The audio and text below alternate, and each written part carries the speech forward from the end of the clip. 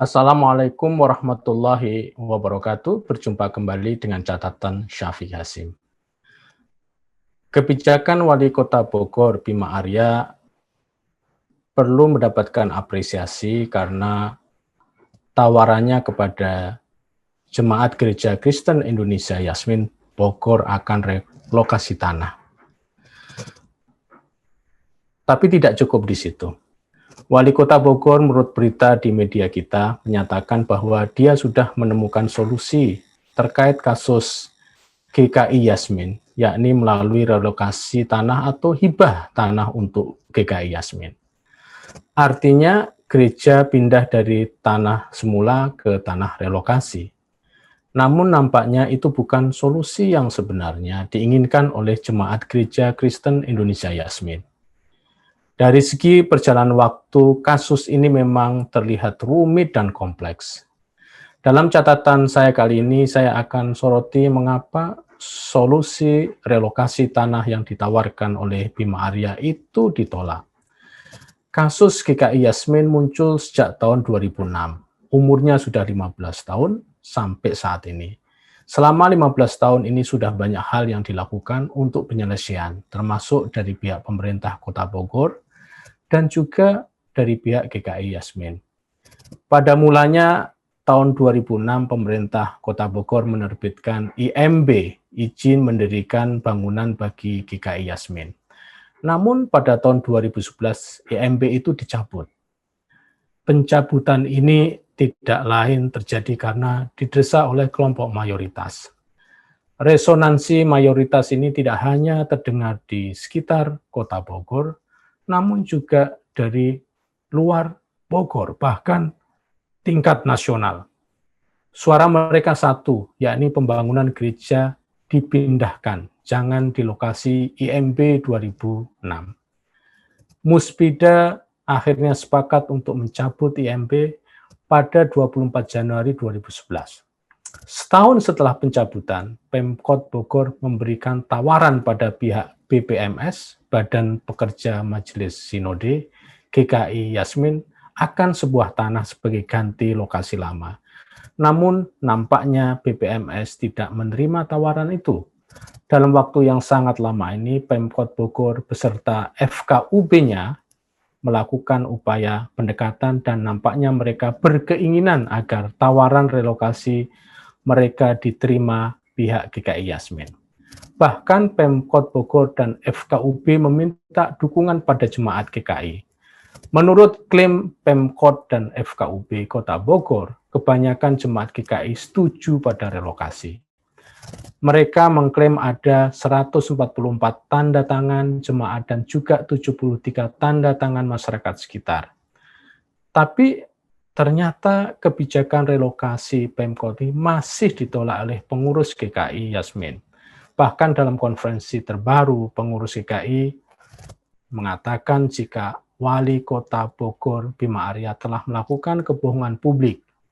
Buna Sigalingging menganggap klaim telah terselesaikannya soal GKI Yasmin karena sudah adanya hibah tanah itu merupakan klaim sepihak dari Bima Arya agar dia dianggap berhasil menyelesaikan kasus GKI Yasmin. Bagi Sigalingging, kasus penyelesaian GKI Yasmin itu hanya bisa dilakukan dengan cara mengimplementasikan putusan yang pernah dikeluarkan oleh Mahkamah Agung nomor 127 PKT Tun 2009 dan juga pelaksanaan rekomendasi Ombudsman RI tentang GKI Yasmin pada tahun 2011. Putusan Mahkamah Agung di atas menyatakan jika izin mendirikan bangunan itu sah dan karenanya wajib dilaksanakan. Putusan Ombudsman menyatakan jika pembangunan GKI Yasmin harus di lokasi asalnya. Jika kita tilik dari sini, maka jelas persoalan GKI Yasmin memang belum benar-benar terselesaikan. Tanda-tanda belum selesainya masalah GKI Yasmin ini jelas terlihat pada jemaat dan pengurus GKI Yasmin belum bisa menerima solusi dari Bima Arya. Saya berpendapat jika kegagalan solusi Bima Arya atas kasus GKI Yasmin ini sebenarnya sudah bisa diduga dari awal.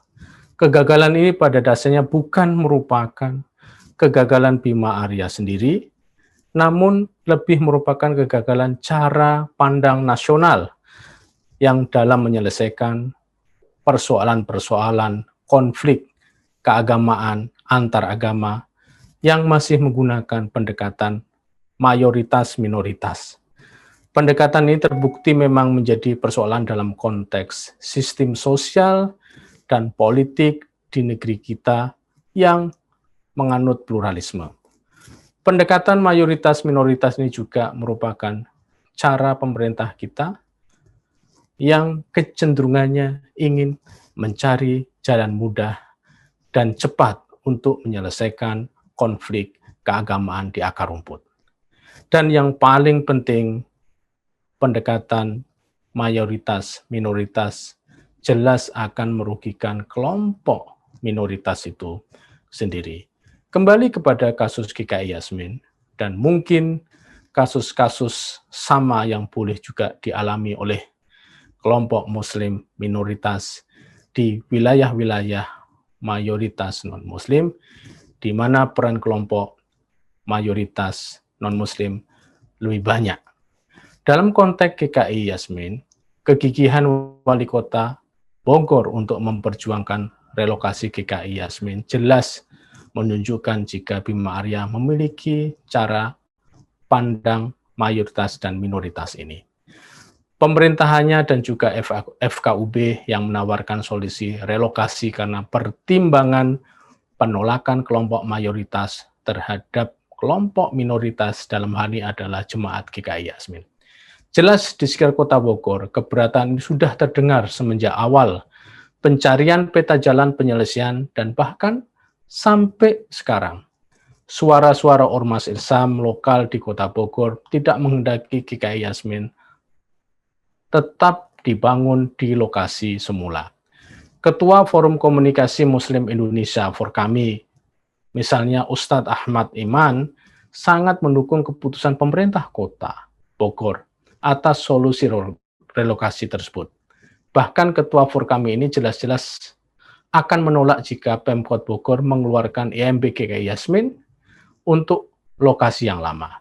Jelas di sini ada kesesuaian antara keputusan Pemkot Bogor dan keinginan kelompok mayoritas di wilayah tersebut. Saya usulkan agar Pemkot Bogor mempertimbangkan pendekatan lain dalam penyelesaian masalah GKI Yasmin ini. Penyelesaian yang lebih dekat kepada konstitusi kita. Apa itu? Hendaknya Pemkot Bogor memandang baik jemaah GKI Yasmin dan kelompok yang menolak pembangunan GKI Yasmin sebagai warga negara Indonesia. Sebagai warga negara Indonesia, mereka ini memiliki kedudukan yang setara dan sama di depan hukum kita. Saya sebut pendekatan ini sebagai pendekatan kewargaan. Di dalam pendekatan ini, jumlah dan anggota dari sebuah kelompok masyarakat tidak menjadi pertimbangan dalam pengambilan kebijakan negara. Meskipun jumlah mereka sedikit, katakanlah satu keluarga saja, mereka tetap mendapat perlakuan yang sama sebagai warga negara, yang hak-hak mereka sama sekali tidak berbeda dengan hak-hak warga negara yang jumlahnya lebih besar atau lebih banyak di dalam masyarakat. Mungkin pendekatan kewargaan ini dianggap merugikan kelompok mayoritas. Saya berpendapat jika pendekatan ini justru menguntungkan warga mayoritas karena dengan pendekatan ini warga mayoritas akan mendapatkan penghargaan dari kelompok minoritas bahwa mereka diperlakukan secara adil. Sebagai catatan, pendekatan mayoritas-minoritas tidak akan menjadi jalan efektif untuk menyelesaikan kasus-kasus konflik antar umat beragama karena pendekatan ini tidak akan mencapai pada keadilan yang hakiki. Keadilan hakiki adalah keadaan di mana manusia itu dihargai bukan karena ras dan agama mereka, namun mereka dihargai karena mereka adalah sama-sama manusia. Dan dalam hal ini, pendekatan kewargaan adalah hal yang paling dekat dengan prinsip keadilan hakiki ini. Demikian, wassalamualaikum warahmatullahi wabarakatuh.